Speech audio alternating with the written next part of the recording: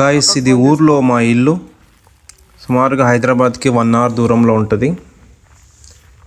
So ఇది మా పెరటు. మంచిగా పచ్చని గాలి, మంచి హాయిగా ఉండేది. సో చిన్నప్పుడు ఊర్లో ఉన్నప్పుడు ఏమంటే, అరే డబ్బులు లేవు, వ్యవసాయం చేస్తే మనకి డబ్బులు ఎక్కువ రావు, సర్టనిటీ ఉండదు.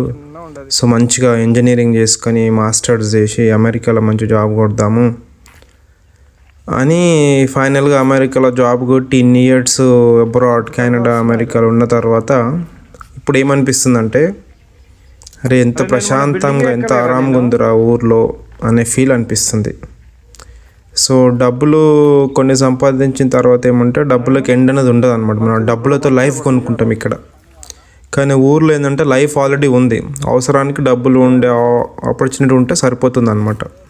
సో అందుకే చాలామంది యూత్ అబ్రాడ్ ఉన్నవారు, హైదరాబాద్లో వేరే సిటీస్లో ఉన్నవాళ్ళు ఊర్లోకి వెళ్ళి బతుకుదాము, హాయిగా ప్రశాంతంగా ఉందామని చాలామంది ఈ మధ్య కోరుకుంటున్నారు. అండ్ చాలామంది మెల్లిమెల్లిగా స్లోగా రిటర్న్ అవుతున్నారు బ్యాక్ టు హోమ్ లాగా.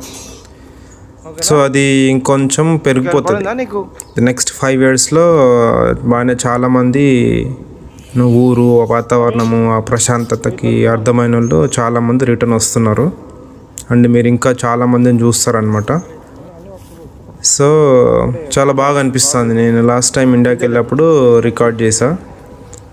సో జామకాయలు తెస్తున్నారు మా వాళ్ళు అట్లా.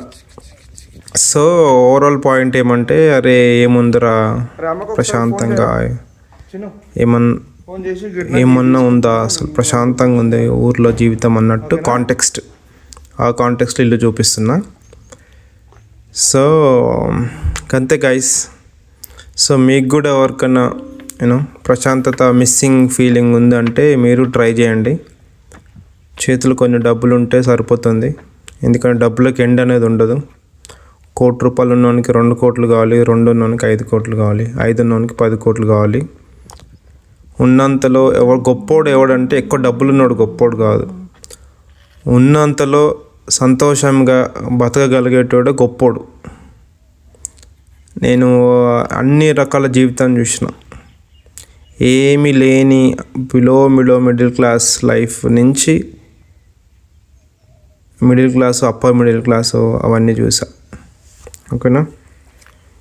సో బట్ అన్నింట్లో ఉత్తమైన, ఇంత జీవితంలో ఇంత అనుభవంతో నేర్చుకుంది ఏమంటే, అన్నింటికన్నా ఉత్తమైంది ప్రశాంతంగా, ఆరాంగా, సంతోషంగా ఉన్నంతలో బతకడం గొప్ప విషయం. ఎస్, డబ్బులు వద్దాను కదా, డబ్బులు ఉండాలి. బట్ ఆ డబ్బులు ఎంత అవసరమో అన్నీ మనం ఆల్టర్నేట్ ప్లాన్ చేసుకుని ఉంటే సరిపోతుంది. ఎవరైతే ఇండియాకి వెళ్దాం అనుకుంటున్నారో గుడ్ లక్.